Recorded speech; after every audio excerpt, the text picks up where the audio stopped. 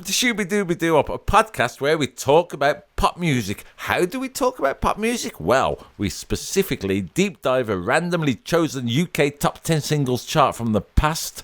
I'm Andy Robinson. And I'm James Cook. Hey James, we've done the first numbers, haven't we? From numbers 10 to 6 of this chart. What do you think we're going to do in the second bit? Of the 2nd of October 1957? Got it. Let's recap what we've done so far. That seems a good idea as any.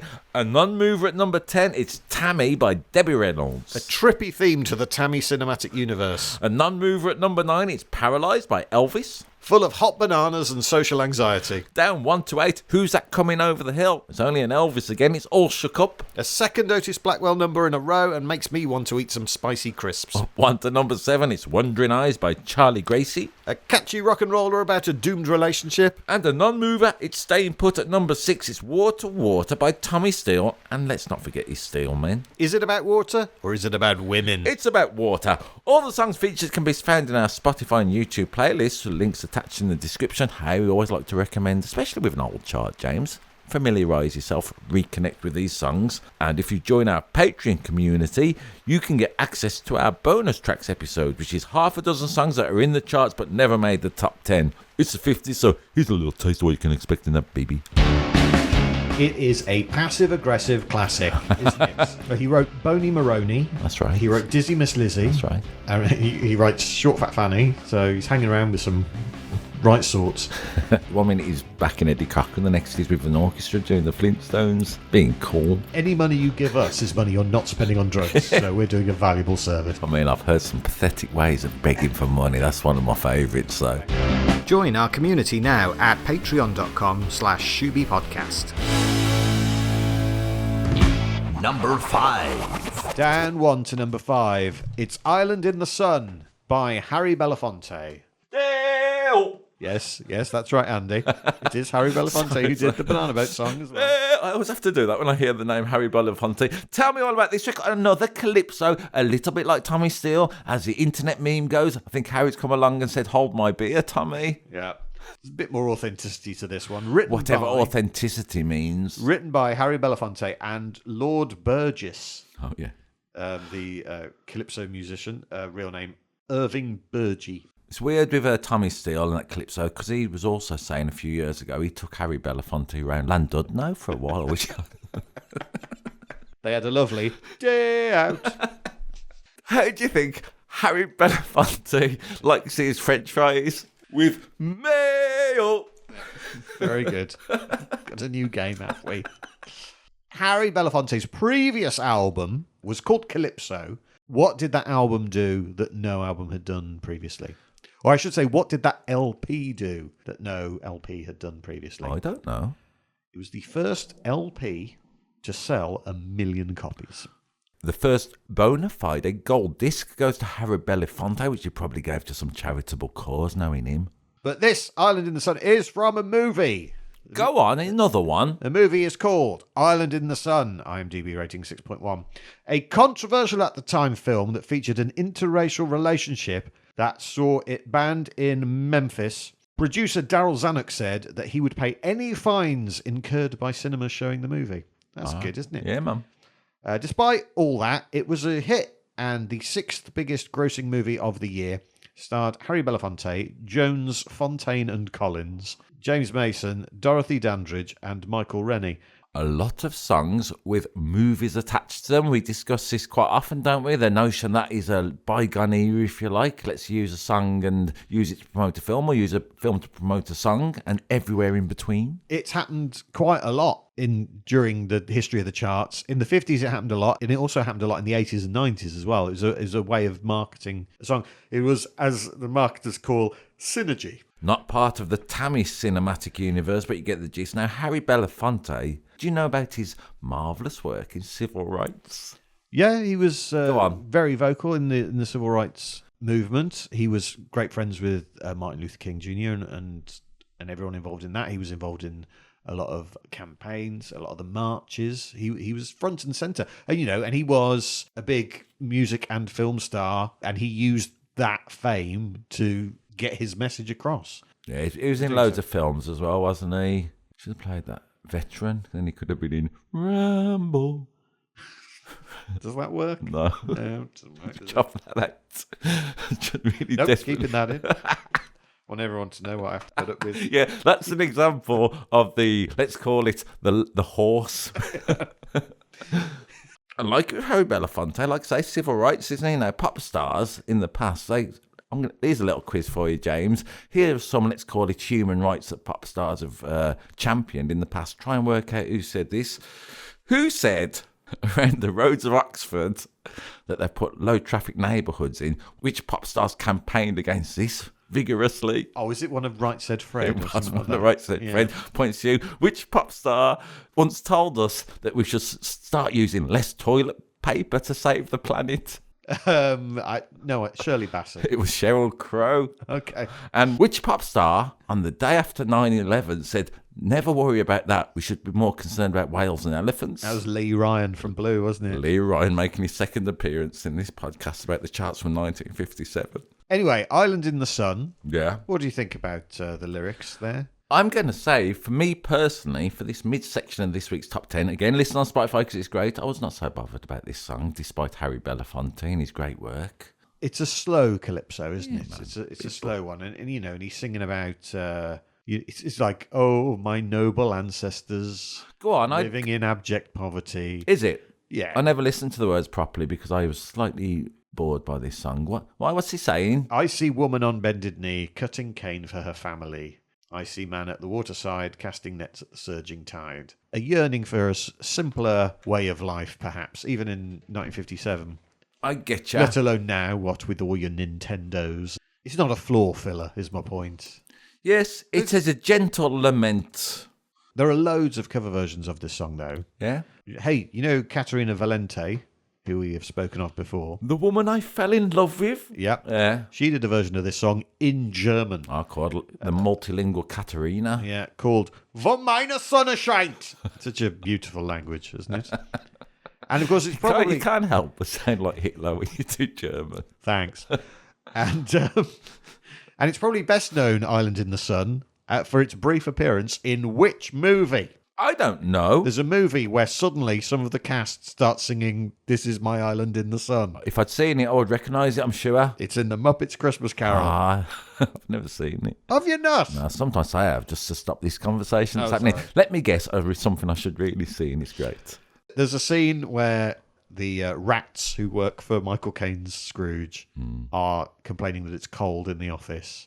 Can they have some more coal for the fire? He says something like, maybe they'd prefer to be unemployed. And it cuts to them and they're all wearing grass skirts and Hawaiian shirts. And they start singing, This Is My Island in the Sun. It's really funny. Number 4. Up one to number 4, it's Petula Clark with All My Heart. Nice. What do you make of this? So lush, this record, isn't it? It is lush, but I find the sincerity of the singing and lyrical content to be almost ridiculously overblown. Go on, tell me more. You know, it's, I love you with all my heart. And it's like, all right, calm down. Okay, you think it's over emotive.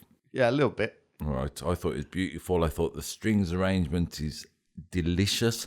I like there's a little pizzicato movement to him. There's sweeping. It's deep and dramatic. It's also light and luscious. It takes me through some changes. This 2.5 minutes, James. I was digging it. What changes does it take you through? It's so beautiful and, like I say, lush, isn't it? The way it moves and, as you say, it's an affirmative song of love, isn't it? On YouTube, it says it's based on an old French song called Gondolier. I didn't listen to that this week. Yeah, But, the original lyrics in French are all about being on a gondolier with no shoes on. A gondolier. I'm sticking with the Harry Belafonte thing, but mainly so you have to edit it. It doesn't work again. I think I'd prefer the song about being on a gondolier with no shoes on than this. It's like because they've taken the tune of that song, Yeah. and they've written English lyrics, Yes. and they're almost like placeholder lyrics. They're so basic. Let's have a proper look. Admittedly, I didn't lean into the lyrics, but I always like it when you start using your pernickety ways, James. What are you saying? That it's a froth, a trifle, a nothing of a song? I love you with all my heart, only you do I adore, and to know that you love me only makes me love you more. All I ask is you be true to me in every way. Please be kind and understanding, love me more in every way. And then we'll come up with some proper lyrics when we record it. Okay, I get you. Let's call it the cookie cutter nature of these lyrics is not doing it for you. But, as you say, it's beautifully produced, And beautifully sung. beautifully sung. I just wish there was a bit more to it. You are concentrating on what it is not rather than what it is. That's all right. We all do that sometimes. What you've got to understand, Andy, is it could have been a song about having no shoes on a gondolier. I'd have loved that. It'd be more interesting, wouldn't it? Oh my God, I've got no shoes on. This is awkward. How am I going to get home? Why am I on a gondola? I watch some songwriters on YouTube sometimes when I'm not looking for the lack of comments about Charlie Gracie and Jamelia. Now, these writers, they say what you need to get a song noticed in the first place, if you're hawking them out, is a catchy title. So I suppose with All My Heart, you've heard that many times. I've got no bleeding sandals and I'm on a gondolier. You'd click on that, wouldn't you, I suppose? The original song. Don't you like it when she starts la la la in at the end and it's so joyous? They're the best lyrics in the song. The thing about the original version, it was a huge hit in Belgium and Canada and performed by Dalida. Do you know about Dalida? I only saw her name mentioned on YouTube. No, I know nothing about her, but some people were really angry that Petula Clark had the sheer audacity to even have a go at this song. Oh, they should calm down as well. I agree. She was born in Egypt to an Italian family. And who are we talking about? Dalida, my Dalida. apologies. Here, go on. She became French. She got French citizenship. And in 2005, she was voted the 58th greatest French person of all time. That's how highly regarded she is. Pretty good. Over there. Johnny Halliday would be above her, I reckon, in the same way sometimes when you bring Masked Singer stats and facts into it. Yes, they love Johnny Halliday. And Petula Clark, she married a French guy, didn't she? She did some songs in French. Yeah, loads. She's a bit of a francophile. So part of you goes, she could have just recorded the French lyrics.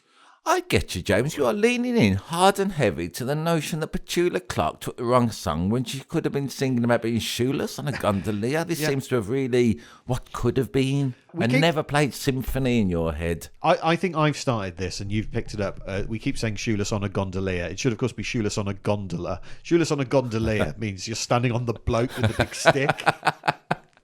And maybe the song is that. I'm not French. I don't know. Maybe it's... I've got no shoes on, and I'm grabbing onto this guy for dear life because I don't want to fall into the canal. We have, haven't we? That's exactly what we've been saying. It's a little bit like I'm going to catch a pilot to New York later. We've got the wrong term. Yeah. All right then. What a pair of Charlies. Number 3. A non-mover at number 3. Last Train to San Fernando by Johnny Duncan and the Bluegrass Boys. There have been 3 songs in UK chart history that are about last trains to somewhere. This is one of them, Last Train to San Fernando. Can you name the other 2? Clarksville. Last Train to Clarksville by the Monkees. And I'm guessing Georgia. That's a midnight train, That's a midnight isn't it? train. Doesn't say whether. I mean, it could be the last train. It is at midnight, but there might be one at 1 o'clock. But that's probably going to stop at loads of places and take ages. Yeah. You have to catch a replacement bus to get between the two things. You have to stop at Reading for like 2 hours for the first train in the morning. On the way to Georgia, even. All right. Last train. Let me have a little think. I like it when you put a quiz on me. The last train. I don't know. I reckon this is a song you've heard of. Definitely. Yeah, go on. This is it's annoying. From the 90s, early 90s, maybe even late 80s. I'm annoyed. This should be in my, let's call it pop Rolodex in my brain. Let me start singing it. Take the last train. No, that's not a start. It doesn't go take the last train. What's the clue? Just goes last train to. Go on. Last train to Trans Central. Oh yeah. The KLF. Of course. Yeah. Fucking annoying. Never mind. I knew that. So there, Last Train to San Fernando. Where is the San Fernando that they are singing about? There's one in California, but I'm guessing not that one from the notion of the lyrics, at least. Yes, because this is a cover version of a calypso song, although done in a bluegrass style. Well, the instrumental break in the middle from the skiffle-styly bluegrass, it goes into a calypso. Expertly executed, I have to say. Yeah, so the San Fernando they're actually singing about is in Trinidad. Cool. The original song written by Sylvester DeVere, Randolph Padmore, and Mighty Dictator, whose real name is Kenneth St. Bernard, which is a great name. First recorded in 1952 by the Duke of Iron, real name Cecil Anderson. You were mentioning Have a Banana, weren't you, in the past? Hot Banana. Hot Banana, my apologies, got that completely wrong. There's also a challenger for Hot Banana in this record, which is Biddy Biddy Bum Bum. Yes. Biddy Biddy Bum Bum. It's a lot San in there. Fernando. Like that. Yeah. When I heard that noise, I was like, I've heard that noise before. Where have I heard that noise before? Biddy biddy bum bum. Biddy biddy bum bum. Something like that. And do you know what it reminded me of? Go on. And it turns out it's not this, because I looked into it. And Well it isn't. done. It reminded me of the Crazy Frog. Biddy biddy bum bum. Yeah. Yeah, all right. I went, oh, maybe the Crazy Frog sampled this. They didn't. Pleasingly, for a song about a train, it has that kind of dun, dun, dun, dun, dun, dun, dun, beginning, has it, before dun, dun, dun, dun, whatever the rhythm is. And also, the outro is the train slowing down with the woo, woo at the end. I mean, almost compulsory if you do a song about a train at this time. Yeah. Particularly sort of in the sort of country genres, isn't there? There was a lot of artists who were trying to make their songs sound like a train. Yeah. Johnny Cash does it in one, doesn't he? And Absolutely. Elvis does it. I mean, there's loads of songs about a train where if you're a writer or a musician, you've got to lean into the nation of the train, haven't you? Again, for the sake of, let's call it lame comedy, James, if we did a train based on a British, version, it'd be starting, and then you'd have to wait around a little bit because obviously there's no drivers, so that's another, and then you get going, and then you blah, blah, blah. Johnny Duncan, what nationality was he? I do not know. He was American. What nationality were the Bluegrass Boys? Were they English, British? Yes, they were British. Engineered by Joe Meek. I saw in the YouTube comments the great producer who did Telstar, which in the same year, 1957 at least, the Russians were launching, to go back to my intro. Johnny Duncan came over to the UK when he was in the US Air Force in 1952, and he married a girl from Cambridge called Betty. They come over here, they marry our women, they lead our bluegrass bands. It's an unusual minority to start picking on, James, but I like it. That's what they used to say about the American GIs coming over here in the 40s and 50s. I thought you were alluding to a bluegrass skiffle singer sort of taking all the all the work and women. Can't live for bluegrass skiffle singers around here. It used to be so days. good before the bluegrass singers moved in. I like this record because I say partly the train rhythm, it gets faster, doesn't it, throughout it? It picks up gradually. By the end of the record, it is faster than when it started. I mean, the story's about either, I can't remember who it was, but it was either The Clash or Elvis Costello working with some producer. They were saying afterwards, either one of them, I think it gets a little fast towards the end. And then the producer said, all good records get faster towards the end. So, well done, Johnny Duncan, for at least alluding to that. I see in the YouTube comments again, people were saying this song is featured in the movie Asteroid City, which I have not seen or never intend to. Oh, I've seen it. The Wes Anderson movie. Yeah, it's in that song. Did you recognise it from listening to it from that film? No, but I hated that film so much that I probably blanked it out. This is not to say I don't like other Wes Anderson films. I think some of them are fine. That one is not a good one. And that's a fact. Yeah, you can take that to the bank. What I like about this song is it's all about this guy who meets this girl, Dorothy, and Dorothy's all like, yeah, we can go out, but I've got to make the last train back to Trinidad. Yeah. It's quite a way to go on a train, isn't it? We can wine and dine and get back in time for the last train to San Fernando. I like people who've got a schedule that they want to stick to. I mean, it's a great record, isn't it? Like I say, because of the calypso instrumental break, it livens up a skiffle number. It's so skiffly, to repeat that word, which is a treat in 1957 to hear that. I'm glad that there's some representation of that musical phenomena. Number 2. It's a non-mover. It's number 2. It's Love Letters by Pat Boone. I'm enjoying it this week. I'm finding little rhymes in my introductions for some reason. Love Letters in the Sand. It still would have rhymed because I wasn't using that. It's number 2. Ain't It Grand? It's Love Letters in the Sand by... I messed up the order like a twat. Go on, now get into this. This is a beautiful song, isn't it? I've known this all my life, I feel. This is Pat Boone, or Pat Bowen, doing his most croonery voice, isn't it? It's like a parody of a crooner's voice, almost. It's beautiful, isn't it, the way he sings this? Doing all that. It's an old song, I believe. I think Bing Crosby covered it in the past with no version of, so I'm guessing it's old-timey, nostalgic style, even in 1957. It was based on a poem published in 1931 by Nick Kenny. John Frederick Coote saw the poem in the New York Daily Mirror and got permission to set it to music. 3 years after writing the music, what famous song did John Frederick Coote write that we hear every year? Old Lang Syne? That's much older, isn't it? No, he's not Robbie Burns. No, it's I thought he might have done the words at least. What is it? Santa Claus is coming to town. Really? Yep. That would have earned him a few quid.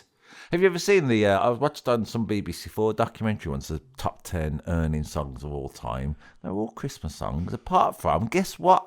Isn't Every Breath You Take one of them? Woo-hoo-hoo, a million Police. pop points to you. What was number one for the most best earning song ever? White Christmas? Happy Birthday. Oh, of course. Happy Birthday by Altered Images. Well done, Claire Grogan. This is also a song from a film. Go on. From the movie Bernadine, IMDb rating 5.5, starring Dick Sargent and Pat Bowen in a part that was originally intended for Robert Wagner.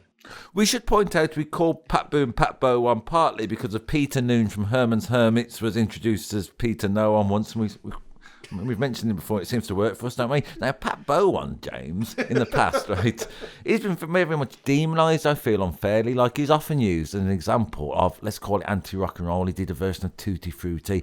The cultural commentators on BBC4 love to say, well, of course, you had Pat Boone. They don't say Pat Bowen. You had Pat Boone destroying rock and roll with anodyne versions. I think it's a little unfair sometimes, now and again. Yeah, it's not like you can't also listen to Tutti Frutti by Little Richard as well. That's still there. Yep. Just because this guy's done a version of it. I suppose the notion of it being, I mean, it's a fact, isn't it? It probably would have been more commercially viable for, let's call it, the audience to, rather than a big gay black man screaming Tutti Frutti and looking demonic, Pat Boone crooning along. But nonetheless, I think it's a slightly silly argument. I don't see why he gets picked on. I mean, he's got some great whistling in. Oh yes, there is whistling in this. Yeah. Always like a bit of whistling in a song. When I was looking for fruitless YouTube comments on this Pat Boone song, I clicked on a version that had, how does this record start? Famously, it starts off from nothing, doesn't it? So he goes, on a day, and we're in like today. Beautiful. Yeah. But on some versions, there's a little whistling intro of a few seconds, a little... You know what whistling is. I don't need to explain it. Tell me more about this whistling. It's amazing. You can make a noise out of nothing. Just want to make another reference to that. And that's with no musical instruments. No, it's incredible. Self-generated. Now, because I was digging around for this version with a little whistling intro, I lost a good section of my life. Thinking, and there's people that talk about the Beatles on like mono versions. There's a little bit of Penny Lane, which is different, and there's false beginnings on mono versions of a song on Rubber Soul. But I felt a little bit, this is an idea of the madness. There I was, good 20 minutes, looking into what happened to the whistling intro on Pat Boone records. And did you find anything? No. I found the video, which it's the only song that anything resembling the video on YouTube this week. It's a scene from the film. You say Bernadine? Yeah. He had a song called Bernadine, so maybe it's from that too. Because that was the A side and this was the B side. Oh, really? But people preferred this song, so they flipped it. Using the James Cook mentality of a double-sided record and just choosing the one you prefer most. Yeah. Now, did you watch the video? No, I didn't know there was a video. I would have done otherwise. He's in the film singing this song. I mean, would you like me to describe it? Which of the two options do you think is most reminiscent? Is he singing it, running from an explosion from this film in a car chase while a beautiful woman is hanging around him? Or has he got his feet up in a shabby office on a desk and just crooning it while some woman looks at him? Is it B? It was B. It's no jailhouse rock. Oh, I've just done it. I've compared Pat Boone to some comparing thing. But it's, I love this record. I think its sentiment is lovely. The words land so nice, don't they? There's a little horn section, which they don't overuse, which is a real treat at the end. It's the biggest selling song of Pat Boone's career. Love Letters in the Sand. Have you ever written Love Letters in the Sand? You mean a song like it, or literally have you written love letters in the sand? Yeah, I've had a little... A beach? Yeah. You've got a stick? Yeah. And you've written a love letter? Yeah. Who to? Well, that is between me and my psychologist. He did it to you, James, when you weren't there, and I was just deciding to write... Well, I get you. What you're leaning into is the silly notion of writing a love letter with a stick on the beach.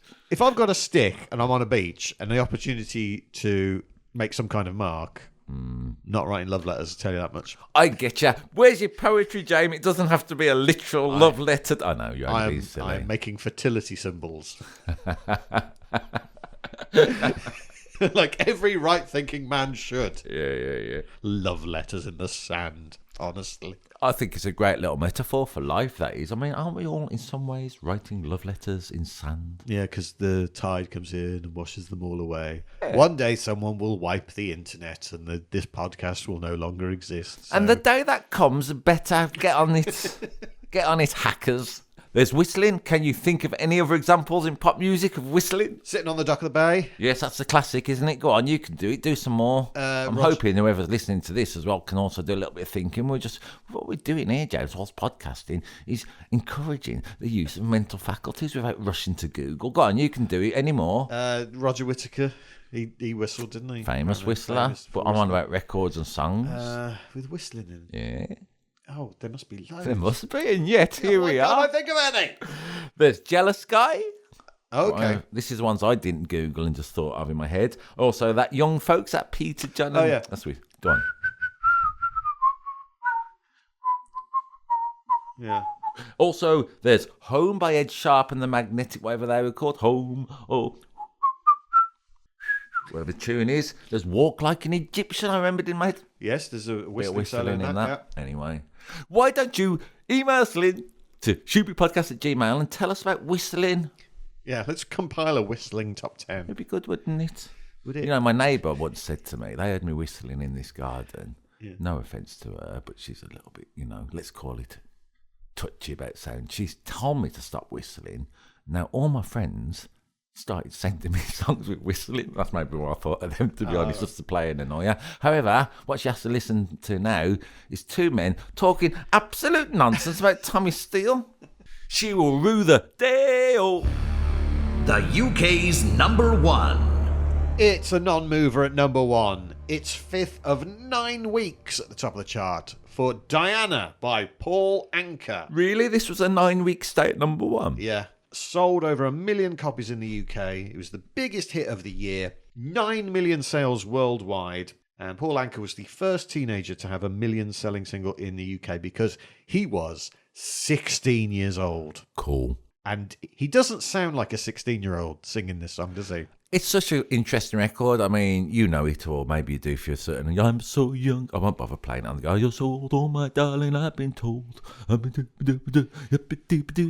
You know it. Listen to it on Spotify Top 10, like I say. Yet, he sings it with such conviction, such a force. It belies the nature of call it the teeny bopper lyrics, if you like. Yeah, because we've heard other songs sung by teenage boys, and they very much sound like teenage boys singing it. Paul Anka sounds like a man. Doesn't he? At the time, Andy, this was the biggest selling single in UK history. I like the bridge in it. The bridge sort of speaks, oh my darling, oh my darling, you give me lovely. I mean, that's a little surprise, isn't it? Yeah, I just think the way the verse turns into the chorus by building and building and building, I think is really exciting. I'm liking us both digging Diana by Paul Anka. I mean, Paul Anka, he doesn't have the, maybe because of his lack of cultural import, I'm thinking it's probably a good job he's not a pop star now. Do you remember the hassle James Blunt got for his name, remind me? Imagine Paul Anka these days. Be awful.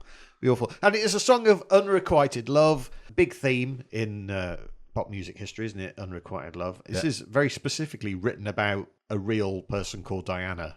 Diana Ayub, who Paul Anka knew when he was growing up. She was 3 years older than him. The opening line of the song is, I'm so young and you're so old. Yeah. Now, I'm saying, if you're going to try and woo a woman, this is not the way to go. Don't start with, you're so old. It's an arresting opening for sure, isn't it, that notion? See, the thing is, I'm so young and you're so old. That's why she doesn't want to go out with you. But the notion in the song, to me, partly because of the exuberance and joy, I thought it was that kind of, despite him singing it like a man, she might only be like 6 months older than him or a year older or something. I kind of interpret it like that she's not old, really. But I like it. Maybe he's trying to chat up a pension. Maybe Paul Anka is doing a bit of a Wayne Rooney. No, she was only 3 years older than him. Okay. Yeah. He never got together with Diana. In fact, he never ever reconnected with her after the success of the song. Although in 1963 he released a record called Remember Diana, where in that song, Diana has left him and broke his heart. Right. That song reached number 39 in America because it just wasn't as good. And you can't just go, hey, remember that time I had a hit? He was trying to capitalise on it, his love affair with Diana. As U2 once sang in one of their songs, all artists kill the inspiration, then sing about the grief, which I always thought was a good line. Maybe that's what's happening with Paul Anka and Diana. I always thought when there was a car crash in a tunnel, I always thought they should have played this record on, when they were playing Candle in the Wind. They could have stuck this on. Well, do you know what? Do you know what's really weird? Yeah, go on. The night of that accident, Yeah. Bob Harris had played this song on his Radio 2 show. Did he? Yep. That's genuinely true. That'd be unusual, wouldn't it, Yep. at that time? Okay. Where did you get that fact from? It's on the internet. So it might not be true. It might be bollocks. But I want to believe that it's true. Also on the internet, James, in YouTube comments, get this right. Some fella called Christian name, he writes a comment that says about this song, 0% auto-tune, 0% sex, 0% alcohol, 100% talent. Do you remember me saying that comment before? Yes, you've said that before. And do you know who it was about? Can you remember who it was about? It was about the Candy Dolfer Dave Stewart record, Lily Was Here. It was, wasn't it? Yeah. Now, I'm thinking that this bloke just goes around loads of songs writing 0% auto-tune, 0% sex, 0% alcohol, 100% talent. And then I thought, I'm going to look for that Candy Dolfer Dave Stewart comment to make sure it's the same name. And then, to be fair, I thought you in too deep, step back. But I think it's a bloke who keeps putting this comment up randomly. He should stick on Charlie Gracie Jamelia while we're here. Also, you can't say 0% sex about this song. It is about a teenage boy's unrequited love. Yeah. It is all about sex. I getcha. Anyway, do you know how this song came about? No, please tell me. It's all to do with soup. Now, are you going to spoil another song for me? It's all to do with soup, you say? Well, yes. Yeah, go on. Because what happened was Campbell's Soup ran a competition to win a trip to New York, and Paul Anka won it. And when he was in New York, he just spent that time tracking down Don Costa of ABC Paramount Records so that he could play him the song. And he found him. Costa really liked the song, signed him immediately, Nice. put the record out. So it's all to do with soup. Cool. If it wasn't for soup, there'd be no Diana by Paul Anka. And probably, as a result, there'd be no My Way, because Paul Anka wrote that. Do you know, I like it. What we were talking about here, let's talk about it in the coming culmination of this show, our sliding doors moments. If Elvis hadn't recorded that song he did for his mum's birthday as an acetate, then Sun Records would never have heard him. It's a good thing to talk about at the ending, isn't it? Let's call it the random nature of events shaping our life in this universe, not the Tammy cinematic universe that's sacred. Yeah, just think if he'd have had, I don't know, Heinz soup instead, no competition, Yep. wouldn't have got to go to New York, wouldn't have met the guy, wouldn't have put the record out. He'd just be some Canadian bloke mooning after a babysitter that he never got to hook up with. Something to think about. Thank you, Paul Anka, for Dianka. Oh, God, yeah. If she'd married him, she'd be Diana Anka. Diana. That sounds like die on an anchor. Yeah. Hey, you know what, Harry Belafonte, do you know who would have greeted Diana? He would have gone, Diana, does that one work at the No. bitter end? Oh, man. Oh, stop it. Stop forcing it. God. Hey, James, what was your favourite song this week out of all of them, would you say? If you had to, which you do, because for some reason that's the premise we decide to end this show on. It's just having a look. You can use your brain after talking about it. Use your mind. My favourite song of this top 10 is probably, it's like the vanilla option, isn't it? If I say it, it's like so basic. It's probably All Shook Up by Elvis Presley, if I'm being honest about the song that I would listen to again. But I have enjoyed... Well, be honest. Honesty is a good place to come from. I've enjoyed Diana by Paul Anka more than I thought. Yeah.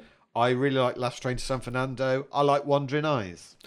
Me too. I would go for the two Elvis records. I've known them for 50 years. Love them. They are part of my DNA, if you say. But also, I'm just going to chuck in Love Letters by Pat Boone 'cause it's so pretty. Do you disagree with us? Then get your own podcast. Is that right? No. Or feel free to contribute by emails. Keep listening. Listen to like I say, we've got Patreon where coming up, me and James were discussing 6 records that never made the top 10 apart from one because I made a mistake. And yes, we've got the secret meaning of a music hall staple. We've got a lot of tragic life stories. We've got a passive-aggressive, sarcastic song. And lots of Muppets. Listen to the playlist on Spotify or YouTube. because, as you know, music makes your life better. And whilst you're doing that, and whilst you're going about in your day-to-day routine, do not forget to shooby-dooby-doo up. Bop bop shoe up.